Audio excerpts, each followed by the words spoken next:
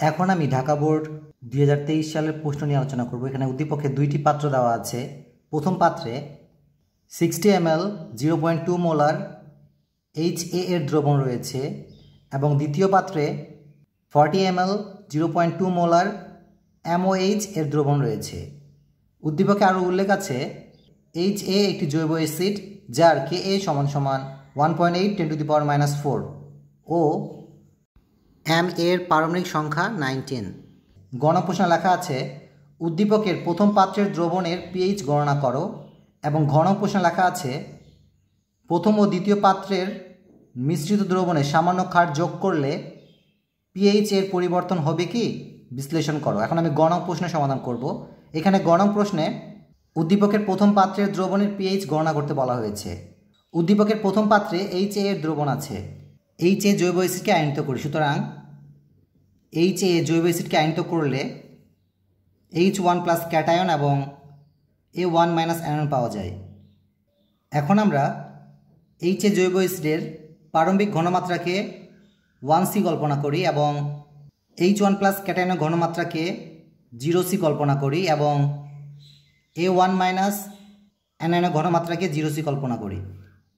সুতরাং সাম্যাবস্থায় HA এর ঘনমাত্রা হবে 1- আলফা C এবং H1+ ক্যাটায়নের ঘনমাত্রা হবে আলফা C এবং A1- অ্যানায়নের ঘনমাত্রা হবে আলফা C।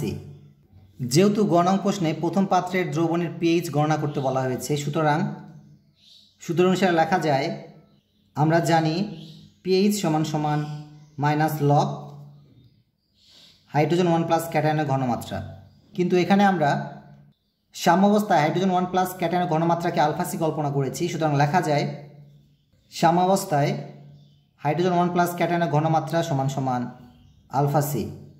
এখানে আলফা হচ্ছে বিয়োজন মাত্রা এবং C হচ্ছে দ্রবণে উপস্থিত হাইড্রোজেন 1+ ক্যাটায়নের ঘনমাত্রা।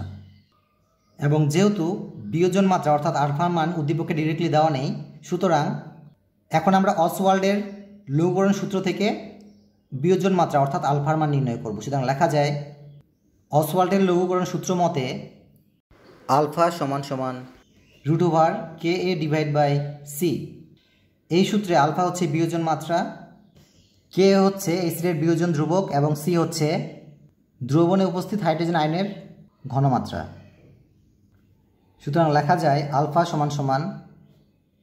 যেহেতু উদ্দীপকে K এর মান দেওয়া আছে 1.8 × 10⁻⁴, কাজে এখানে আমরা K এর পরিবর্তে 1.8 × 10⁻⁴ দিব, ডিভাইড বাই এখানে C হচ্ছে ঘনমাত্রার মান যা উদ্দীপকে দেওয়া আছে 0.2, কাজে এখানে আমরা 0.2 দিব, বা আলফা = ডান পাশ অংশকে হিসাব করলে পাওয়া যায় 0.03।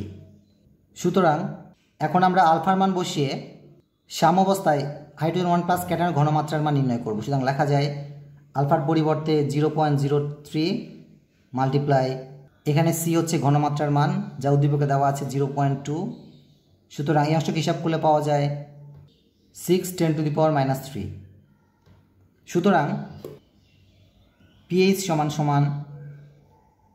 log এবং এখানে সাম্যাবস্থায় হাইড্রোজেন আয়নের ঘনমাত্রা পেয়েছি 6 × 10⁻³ কাজেই সাম্যাবস্থায় হাইড্রোজেন আয়নের ঘনমাত্রার পরিবর্তে 6 × 10⁻³ দিব, বা pH = ডান পাশ অংশকে হিসাব করলে পাওয়া যায় 2.22। অতএব উত্তর হিসেবে লেখা যায় উদ্দীপকের প্রথম পাত্রের দ্রবণের pH এর মান 2.22। এখন আমি ঘ নং প্রশ্নের সমাধান করব। ঘ নং প্রশ্নে লেখা আছে প্রথম ও দ্বিতীয় পাত্রের মিশ্রিত দ্রবণে সামান্য ক্ষার যোগ করলে pH এর পরিবর্তন হবে কি বিশ্লেষণ করো। যেহেতু উদ্দীপকে প্রথম পাত্রে 60 ml 0.2 মোলার HA এর দ্রবণ রয়েছে এবং দ্বিতীয় পাত্রে 40 ml 0.2 মোলার MOH এর দ্রবণ রয়েছে, ঘ নং প্রশ্নের সমাধানের জন্য প্রথমে আমাদের প্রথম পাত্রের দ্রবণকে 1 মোলারে কনভার্ট করতে হবে এবং দ্বিতীয় পাত্রের দ্রবণকেও 1 মোলারে রূপান্তর করতে হবে। সুতরাং লেখা যায় প্রথম পাত্রের দ্রবণের ক্ষেত্রে 60 ml 0.2 মোলার HA এর দ্রবণ রয়েছে,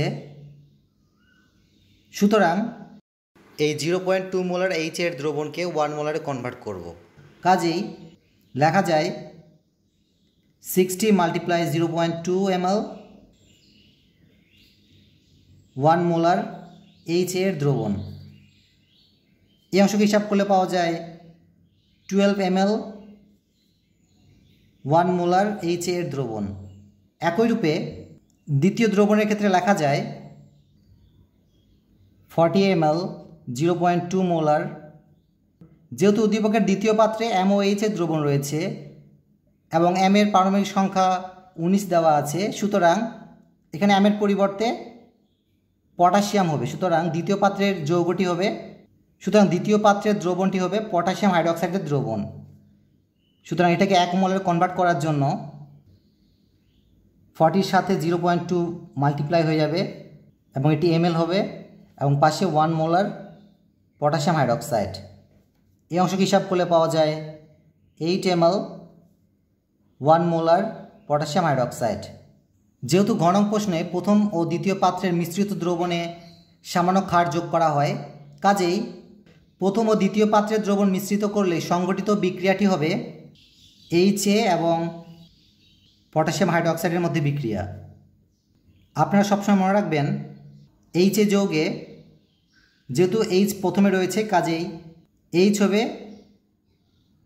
হাইড্রোজেন 1+ ক্যাটায়ন এবং A হবে 1- অ্যানায়ন। একইভাবে পটাশিয়াম হাইড্রোক্সাইড যৌগে পটাশিয়াম হবে K1+ ক্যাটায়ন এবং পটাশিয়াম হাইড্রোক্সাইড যৌগে OH1- অ্যানায়ন থাকবে। আপনারা সবসময় মনে রাখবেন একটি যৌগের প্লাস অংশের সাথে অপর যৌগের মাইনাস অংশ যুক্ত হয়, কাজেই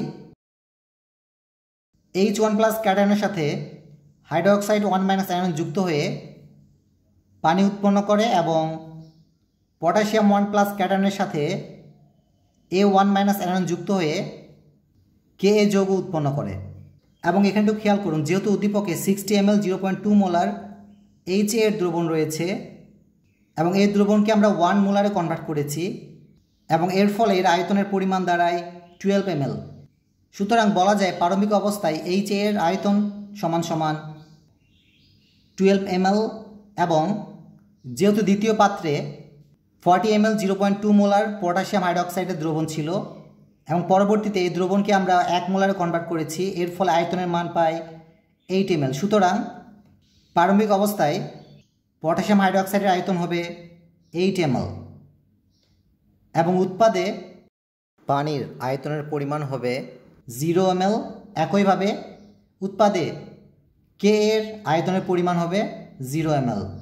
সুতরাং সাম্যাবস্থায় HA এর আয়তনের পরিমাণ হবে 12 - 8 ml। এটিকে হিসাব করলে পাওয়া যায় 4 ml এবং পটাশিয়াম হাইড্রোক্সাইডের আয়তন হবে 8 - 8 ml। এটিকে হিসাব করলে পাওয়া যায় 0 ml এবং উৎপাদে সাম্যাবস্থায় হাইড্রেট অর্থাৎ পানির আয়তন হবে 0 + 8 ml। এটিকে হিসাব করলে পাওয়া যায় 8 ml। একইভাবে উৎপাদে সাম্যাবস্থায় K এর আয়তনের পরিমাণ হবে 0 + 8 ml। এটিকে হিসাব করলে পাওয়া যায় 8 ml। অতএব সাম্যাবস্থায় প্রথম ও দ্বিতীয় পাত্রের মিশ্রিত দ্রবণে সংঘটিত বিক্রিয়ায় HA অবশিষ্ট থাকে 4 ml এবং পটাশিয়াম হাইড্রোক্সাইড সম্পূর্ণরূপে প্রশমিত হয় এবং উৎপাদে হাইড্রেট অর্থাৎ পানির পরিমাণ দাঁড়ায় 8 ml এবং সাম্যাবস্থায় উৎপাদে K এর পরিমাণ দাঁড়ায় 8 ml। সুতরাং মিশ্রিত দ্রবণের সাম্যাবস্থায় HA অবশিষ্ট থাকে এবং পানি অবশিষ্ট থাকে এবং K অবশিষ্ট থাকে। সুতরাং মিশ্রিত দ্রবণে HA আয়নিত হয়ে H1+ ক্যাটায়ন এবং A1- অ্যানায়ন উৎপন্ন করে এবং এখানে সাম্যাবস্থায় অবশিষ্ট পানিকে আমরা উপেক্ষা করি এবং সাম্যাবস্থায় অবশিষ্ট Ka আয়নিত হয়ে পটাশিয়াম 1+ ক্যাটায়ন এবং A1- অ্যানায়ন উৎপন্ন করে। যেহেতু ঘ নং প্রশ্নে লেখা আছে প্রথম ও দ্বিতীয় পাত্রের মিশ্রিত দ্রবণে সামান্য ক্ষার যোগ করলে pH এর পরিবর্তন হবে কি, এখানে মিশ্রিত দ্রবণে সামান্য ক্ষার যোগ করতে বলা হয়েছে। সুতরাং বাইরে থেকে ক্ষার অর্থাৎ হাইড্রোক্সাইড যোগ করলে মিশ্রিত দ্রবণের H1+ ক্যাটায়নের সাথে যুক্ত হয়ে পানি উৎপন্ন করে। সুতরাং লেখা যায় মিশ্রিত দ্রবণের H1+ ক্যাটায়নের সাথে বাইরে থেকে আসা ক্ষার অর্থাৎ হাইড্রোক্সাইড 1- আয়ন যুক্ত হয়ে H2 অর্থাৎ পানি উৎপন্ন করে। এর ফলে মিশ্রিত দ্রবণে উপস্থিত H1+ ক্যাটায়নের ঘাটতি হয়। সুতরাং মিশ্রিত দ্রবণে H1+ আয়নের ঘাটতি পূরণের জন্য HA বিয়োজিত হয়ে H1+ আয়নের ঘাটতি পূরণ করে এবং যার ফলে দ্রবণের pH মানের কোনো পরিবর্তন হবে না। সুতরাং লেখা যায় উদ্দীপকের প্রথম ও দ্বিতীয় পাত্রের মিশ্রিত দ্রবণে সামান্য ক্ষার অর্থাৎ হাইড্রোক্সাইড যোগ করলে pH এর পরিবর্তন হবে না। সকলকে ধন্যবাদ দেই সুন্দরভাবে শোনার জন্য।